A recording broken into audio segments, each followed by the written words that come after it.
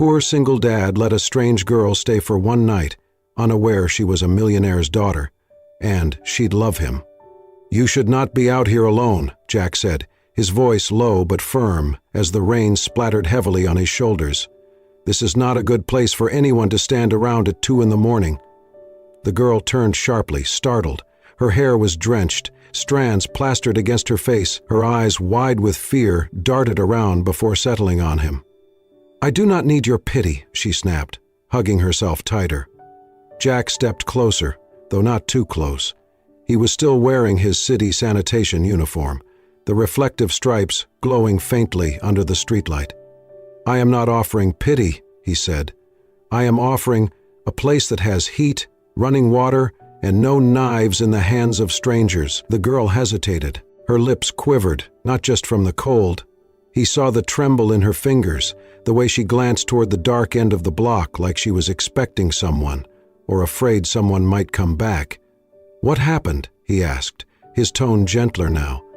She looked down. I got robbed. My phone is dead, my bag is gone." Jack let the silence hang for a moment. Then he exhaled. "You want to call someone?" She shook her head. "I do not want to talk to anyone. I just need a safe place, until morning." Jack hesitated. His instinct said to walk away. He had a 6-year-old daughter at home and no room for risks. But something about the way she was standing, shivering with pride and fear tangled into one, made him stop thinking and start acting. "All right," he said, adjusting the strap on his work bag. "I live 2 blocks from here. It is not much, but it is warm. You can stay on the couch for the night." She looked like she might argue again, but then her knees buckled slightly. "Okay," she said, barely audible. They walked in silence. Jack kept a small distance, respectful but watchful. When they reached his small duplex, he unlocked the door carefully and motioned for her to step inside. The house was dimly lit, clean but clearly lived in, children's books on the shelf, a tiny pink backpack near the door. "Take your shoes off there," he said, gesturing to a mat. "The couch is yours for the night. There's an extra blanket in the closet." She nodded without a word, wiping rain from her cheeks with her sleeve. Jack walked to the back of the house, into a small room cluttered with boxes. He placed his wallet and keys in a locked drawer, not out of suspicion, just a habit born of survival. Then he returned with a blanket, a clean towel, and a dry sweatshirt. "Bathrooms to the right," he said, handing them to her. "You can shower if you want.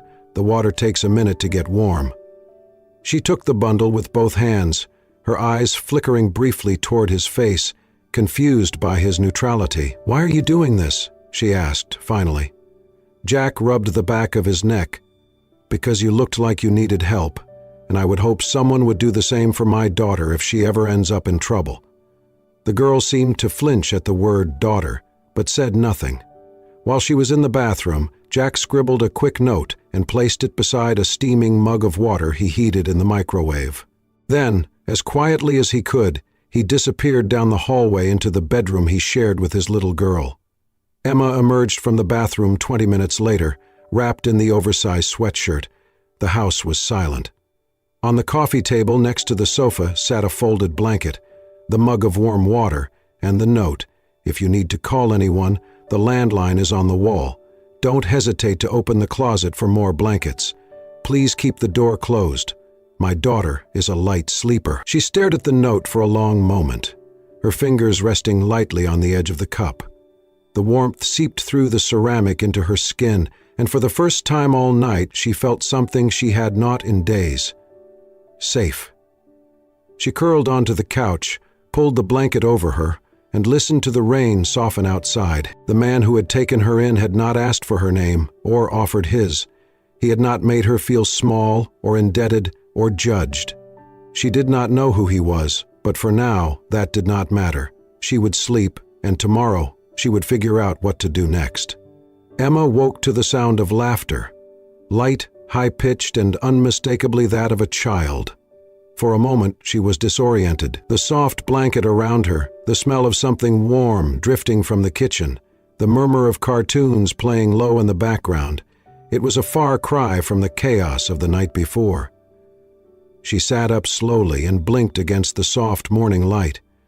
Across the small living room, a little girl sat cross-legged on the carpet, building a tower out of plastic blocks. Her curls bounced as she giggled to herself, seemingly unaware of Emma's awakening. "Good morning," Emma said gently, her voice raspy. The child looked up, her face lighting up with curiosity. "Hi! You are the princess that slept on our couch," she said cheerfully. Emma blinked. "Excuse me?" "My name is Lily," the girl said proudly. "Daddy said a nice lady stayed over because she was cold and rained on." "That's you," Emma chuckled, her first real smile in days. "I guess that is me. Nice to meet you, Lily." A voice called from the kitchen. "Lily, breakfast duty. Come help me burn the toast." Lily giggled again and ran toward the kitchen. Emma stood, stretched, and followed slowly, her body still sore from sleeping in strange positions. She stepped into the small kitchen to find Jack cracking eggs into a bowl with one hand, his other stirring something in a pan. "You cook?" she asked, unsure whether it was admiration or surprise in her voice. Jack glanced over. "Only if Lily is brave enough to eat it. You want to help?" Emma hesitated. "I can try, though I should warn you I am not very domestic." He passed her a whisk and smiled. "Neither am I. That is why we burn a lot of toast in this house." She laughed, the sound surprising even herself. Together they moved around the small kitchen, Lily climbing onto a stool to help butter slices of bread, while Emma attempted to flip scrambled eggs. Of course she messed up. The spatula slipped from her hand, and the bowl tipped sideways, splattering eggs across the counter and onto the floor. Emma gasped, "Oh no!" She reached for a towel, but Lily beat her to it. The little girl handed her a paper towel with a grin. "It's okay. Daddy spilled stuff too, all the time." Emma stared at her for a moment, then burst into genuine laughter.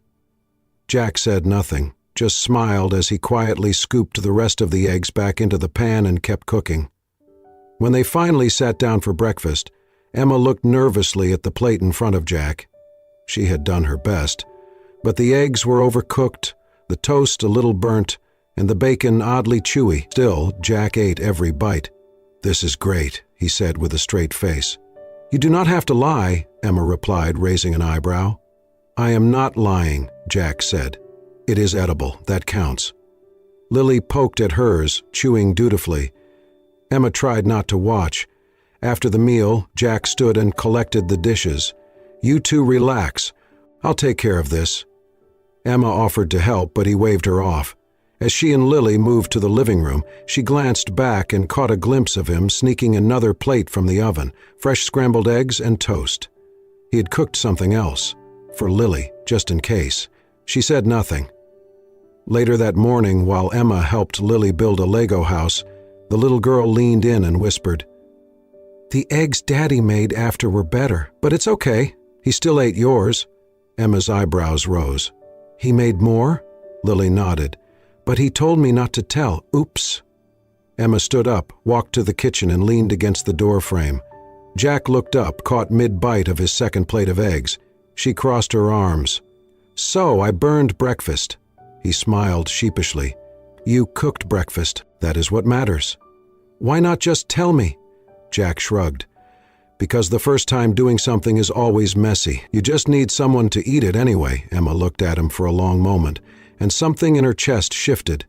He was unlike anyone she had ever met, honest, kind without performance, and patient in a way that disarmed her. "You said something last night about hoping someone would help your daughter if she ever needed it," she said softly. "You are a good father, Jack." He said nothing, just smiled slightly and returned to his eggs. Later, while washing the dishes, Jack spoke casually. "There is a laundromat down the block. The owner is a friend. I could ask if they need help if you are staying in the city a while." Emma hesitated. "Maybe. I need to earn some money while waiting for paperwork. I lost everything." "Like a job and an ID?" "Something like that," she replied. "I'm a student, or was, out of state. Complicated stuff." Jack did not pry. He just nodded. Let me know if you want to check out the laundromat. I'll walk you over." Emma looked at him again. This man had no idea who she really was, and he did not care. He was helping her not out of obligation, but because it was simply who he was, and that, somehow, made her feel more seen than anything money had ever bought. The bell above the laundromat door jingled as Emma stepped inside. The smell of detergent, mixed with something sour and metallic, hit her all at once.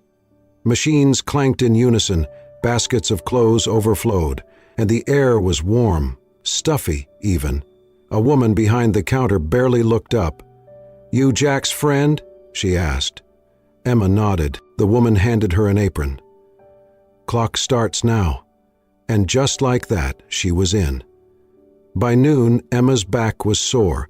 Her hands were red from soap and fabric softener, and 2 customers had already snapped at her.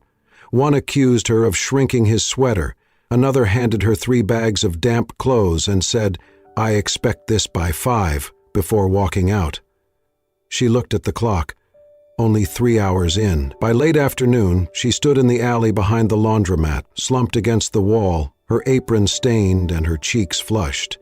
Her phone, still dead, sat uselessly in her coat pocket. She stared at the dumpster across from her and considered walking away, back to the shelter, back to anything but this. When she returned to Jack's house that evening, she said nothing, just dropped her bag, sat on the edge of the couch, and pulled off her shoes, grimacing at the blisters on her heels. Jack noticed, but he did not ask.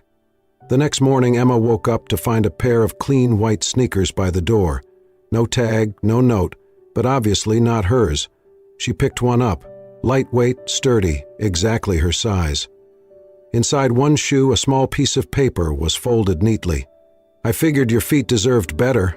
If you're walking away, at least don't walk in pain." She stood there for a long time, holding the shoes, and then she put them on. When Jack returned from his night shift, she was in the kitchen, already halfway through making toast. "You did not leave," he said. "I almost did," she replied. "But your guilt-trip footwear worked." Jack smirked. "They were not meant to guilt you." "No, they were meant to say you have the choice. That's all." Later that week, she complained again after folding a seemingly endless mountain of towels. "I have never been this exhausted," she muttered, rubbing her neck. "And I used to think yoga was hard." Jack looked up from the laundry bag he was sorting. "You are earning something real now." She gave him a tired look. "You mean back pain?" "I mean the freedom of living by your own work. Even if your hands get dirty, it is yours. No one can take that from you." Emma did not respond right away, but those words stayed with her. That Friday, the laundromat took on a large delivery order for a local hotel. They had to wash, dry, and fold over 100 sheets and uniforms by morning. Emma stayed behind to help Jack finish the job. They worked past midnight, the fluorescent lights humming above them. Jack folded in silence, swift and practiced. Emma struggled to keep up, often unfolding and refolding the same shirt 3 times before getting it right. Around 2 a.m., they finally loaded the clean clothes into the back of Jack's old pickup truck. "I cannot feel my fingers," Emma groaned as she climbed into the passenger seat. "You will miss them when they are gone," Jack replied dryly, starting the engine. They drove through the quiet streets, dropping off bundles to a few houses. It was peaceful in a strange way, almost comforting. The silence between them was not awkward but easy. At one stop, Jack handed Emma a small laundry bag. "Go leave this at the door, house number 15, the one with the porch light." Emma nodded and stepped out. She placed the bag on the stoop and turned back, but just then the porch light flickered off, and a large dog burst from behind the gate, barking and charging toward her. Emma screamed and stumbled backward, her ankle twisting on the curb. She hit the pavement hard, her palms scraping against the concrete. The truck door slammed. Jack was already sprinting toward her. He reached her just as the dog skidded to a stop, barking wildly. Jack stood between them, arms out, and shouted, "Get back!" The dog, startled, retreated toward the yard. Jack scooped Emma up before she could argue. "I told you to wait in the truck," he snapped as he carried her back. "I thought I could handle a bag of laundry," she muttered, clutching her throbbing wrist. He set her down gently inside the cab and slammed the door behind her. "Damn it, Emma," he said, rubbing a hand down his face. "I said to stay put." "It is just a scrape. I do not care about the scrape," he cut in, his voice rough. "I care that you could have been seriously hurt. What were you thinking?" She had never seen him like this, angry, truly angry. But beneath it there was something else, fear.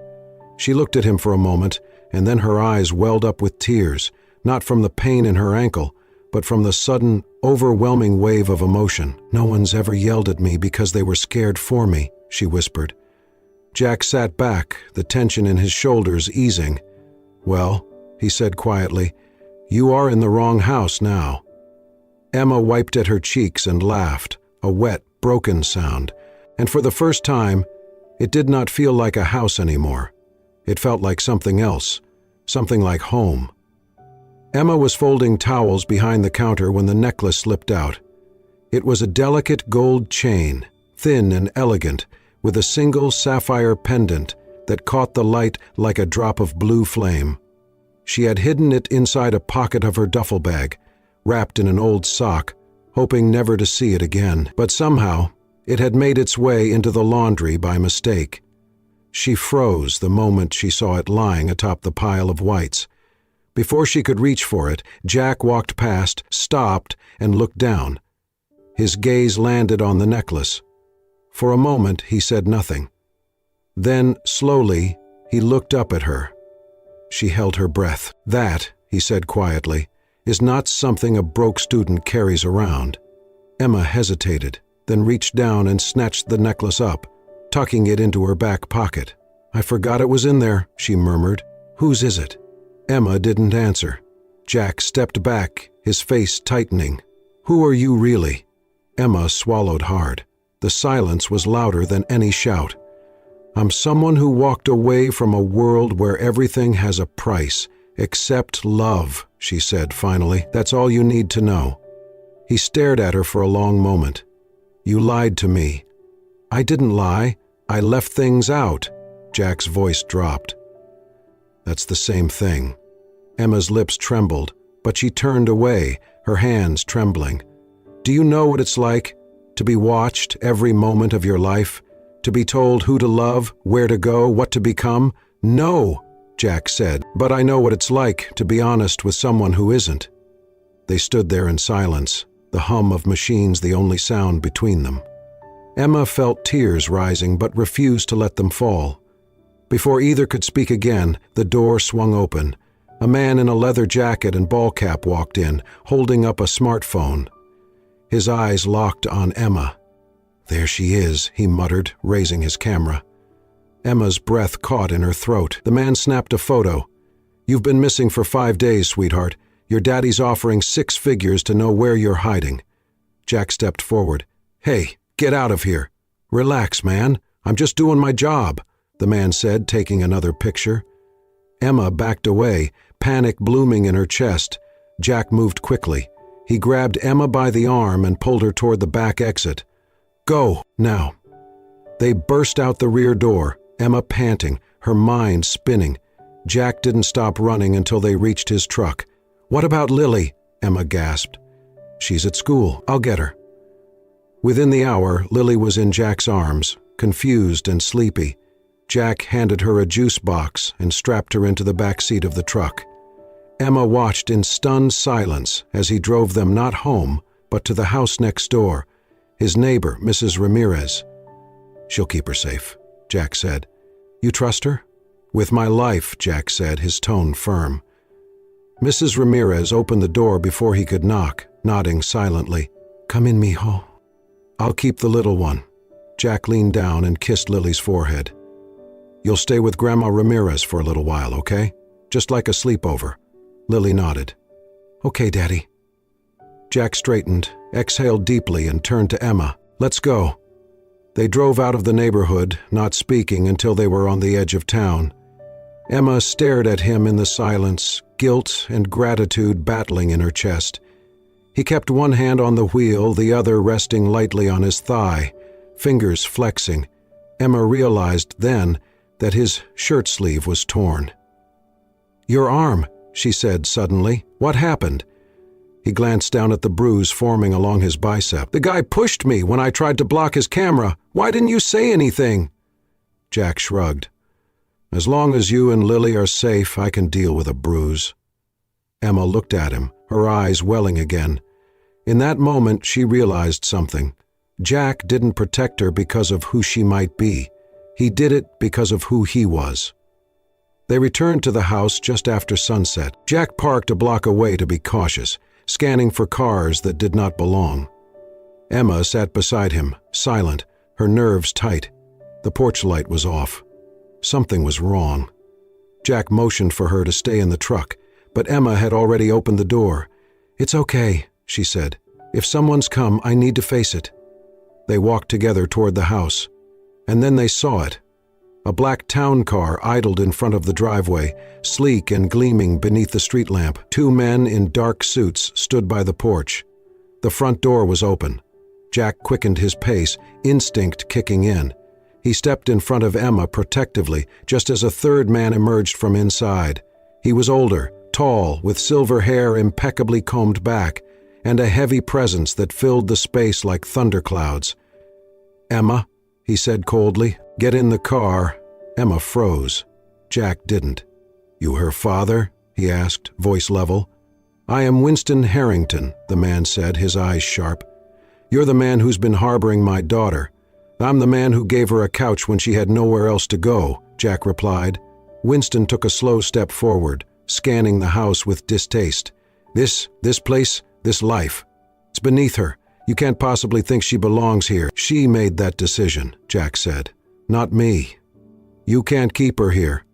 "I'm not keeping anyone," Jack said, his tone harder now. "But I'm not handing her over like she's a briefcase either." Winston's eyes narrowed. "You don't know who she is." "I don't care who she is," Jack shot back. "I know what kind of person she is, and I know she's safe here." Emma stepped between them, her voice steady though her hands shook. "Dad, stop." "You've made your point," Winston said, gesturing to his men. "Now come home." "This is home," she whispered. "No," he said firmly. "This is where you ran to, not where you belong." Jack turned to Emma. "You don't have to go," but she was already looking at the car. Her eyes were wet. "I think I do." "No one's forcing you," Jack said. "Yes, they are," she replied, voice breaking. "Just not with words." He understood. The pressure wasn't physical. It was the weight of a life she'd tried to escape, crashing down again. She stepped back from him, slowly, like she was afraid of what would happen if she moved too quickly. He didn't follow. She turned toward the car. One of the bodyguards opened the door. Winston said nothing. His job was done. Emma paused at the edge of the sidewalk, her back still to Jack. "I'm sorry," she said softly, not turning around. He didn't respond, couldn't. The door closed behind her, the sound like a final chapter being shut.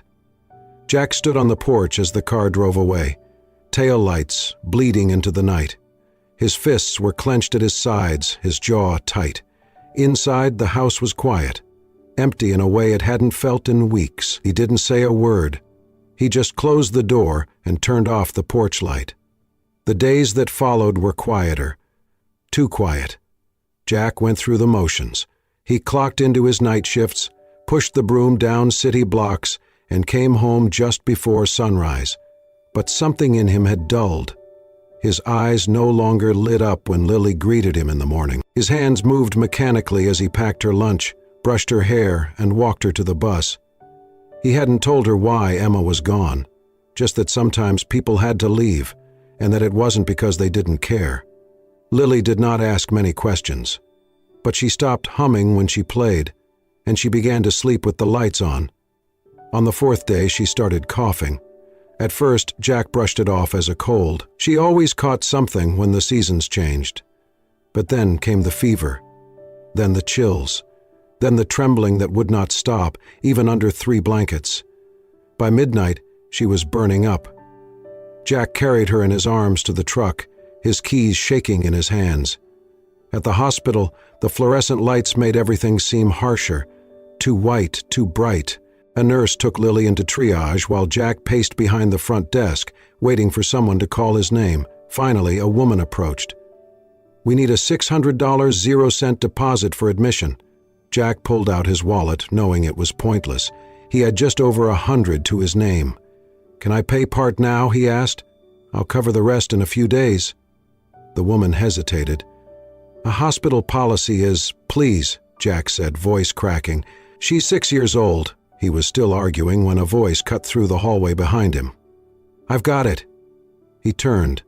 Emma stood there, her coat draped over her arm, her hair damp from the rain outside. She walked past him without waiting for a reaction and handed the receptionist her card. "Put everything under my name," she said. "Room fees, meds, tests, all of it." The nurse typed quickly. "Do you have a relationship with the patient?" Emma looked at Jack, then said, "Yes, I do." Jack stood frozen as they led Lily to a room. An hour later, after the doctors had confirmed it was a viral infection, treatable but needing monitoring, Jack sat beside his daughter's bed, his elbows on his knees, head in his hands. Emma entered quietly.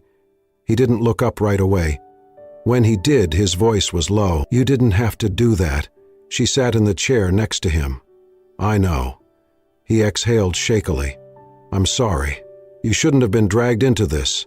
Emma looked at Lily, sleeping with a slight frown on her fevered face. "You didn't drag me in, Jack. I came back." He nodded slowly. Then his voice dropped again, thick with something he wouldn't let spill out. "I know you don't owe me anything," he said. "But thank you for coming back." Emma leaned back in the chair and stared at the ceiling for a moment. "You told me once that everyone deserves to walk without pain," she said. "That goes for hearts, too." They sat in silence, the only sound the beeping of Lily's monitor and the soft rustle of machines. For the first time in days, Jack allowed himself to breathe. Not just because Lily was safe, but because Emma had come back. Emma stood in the marble hallway of her father's penthouse, her shoes silent on the polished floor. The windows stretched from ceiling to floor, showcasing a glittering skyline, but none of it moved her. She wasn't here for the view. Winston Harrington sat at the head of a long glass table, reading the financial section of the paper. He didn't look up when she entered. "I figured you'd be back once the dust settled," he said coolly. "I didn't come back," Emma replied. "I came to talk." Winston folded the paper with exaggerated calm. "You're living in denial, Emma, running around playing house with a man who works 3 jobs just to keep the lights on." Emma crossed her arms. "That man saved me." "From what?" he scoffed. "A little discomfort? You had everything, a future, security, legacy, and you threw it away for—" "What?" Emma stepped closer. "I didn't throw it away. I walked away. There's a difference." Winston rose from his chair. "You gave up everything to hide in a shoebox with a janitor." Emma's voice didn't waver. "He's not a janitor. He's a father, a man who shows up every day for his daughter without fail, a man who taught me more about strength in 3 weeks than you did in 30 years. Winston narrowed his eyes. "You're going to choose him? Over this? Over me?" She looked him in the eye. "I'm choosing my life, my voice. And yes, the man who lives by his hands and his heart." His lips tightened. "You love him?" "I do." He exhaled sharply, as though the word itself had wounded him. "He can't give you anything," Emma smiled softly. "He gives me everything that matters." Winston paced toward the window. "This isn't some fairy tale, Emma. Real life is hard. You'll get tired of it, the struggle, the sacrifice. Love doesn't keep the heat on." Emma followed him with her eyes steady. "It doesn't, but it keeps people warm." He turned sharply, finally meeting her gaze with something vulnerable in his eyes. "You think he can protect you, provide for you? He already has," she said. "Not with money, with dignity, with truth." There was silence for a long time. Then Winston walked to the bar and poured himself a drink. "I never meant to be the villain," he muttered. "I know," Emma said. "You just forgot how to be a person." He stared down into his glass, the tension in his shoulders faltering. "He has something I don't." Emma tilted her head. "You mean a daughter who loves him for who he is?" He looked up sharply. She didn't flinch. "I'm going back," she said simply. "To him, to the life I chose. And this time, I'm not running. I'm walking toward it." Winston didn't stop her. He didn't apologize either. But as she reached the door, his voice stopped her. "Tell him," he hesitated. "Tell him he's lucky." She turned back. "No," she said gently. "I'm the lucky one." And then she walked out, into the rain, into the noise, into her real life. She didn't look back. The knock came just after sunrise. Jack was in the kitchen making pancakes shaped like dinosaurs, Lily's favorite. He wiped his hands on a towel expecting the mailman, or maybe Mrs. Ramirez dropping off some homemade tamales. He opened the door and froze. Emma stood there, her hair pulled into a messy bun, her jacket damp with morning dew. In her hands, she held a small brown paper bag. "For Lily," she said softly. "Blueberry muffins, the real kind, no preservatives." Jack didn't say anything. "I'm not here to stay the night," she added quickly, her voice steady. "I'm here to stay, if you'll have me." He searched her face for doubt but found none. "We're not rich," he said, his voice rough. Emma stepped closer. "I've had everything, Jack. Money, travel, luxury, but I never had a kitchen where someone made dinosaur pancakes. I never had a home that felt like it loved me back." Jack stared at her, the weight of every sleepless night, every word unsaid, every feeling buried, threatening to burst free. "This house is small. It's enough," she said. "It's full of heart." His eyes softened. "We don't have much." "I had everything," she repeated, her voice gentler now. "I just didn't have a family." A small voice interrupted them. "Emma?" They both turned to see Lily standing in the doorway, rubbing her eyes. Emma knelt down. "Hey, sunshine. I brought muffins." Lily ran to her, arms wrapping tight around her neck. "Are you staying forever?" Emma looked up at Jack. He nodded. She smiled through the tears. "Yeah, kiddo. Forever sounds good." 2 months later, on a crisp Saturday morning, the park was alive with families, dogs, laughter, and the smell of fresh food. Jack's old truck had been converted into a weekend food stand. Emma's idea. "Jack's Jams," the sign read. "Breakfast burritos, muffins, and coffee." Emma worked the griddle while Jack took orders. Lily handed out napkins and stickers to customers with a proud grin. They didn't make a fortune, but they made enough. And they made something else, life. Emma flipped a pancake and caught Jack watching her. He smiled and mouthed, "Thank you." She grinned back. For the first time in her life, she didn't need a palace to feel like a queen. She just needed them. Sometimes, the richest lives are built not with wealth, but with kindness, honesty, and the courage to choose love over fear. Jack had nothing to offer but a couch, a cup of warm water, and a quiet heart full of dignity. And that was exactly what Emma needed to find the one thing her world had never given her: home. Thank you for watching this story. If it touched your heart, please give it a thumbs up and share it with someone who believes in second chances and simple miracles. And don't forget to subscribe to Soul Stirring Stories for more heartwarming tales that heal, inspire, and remind us all of the power of compassion. See you in the next story.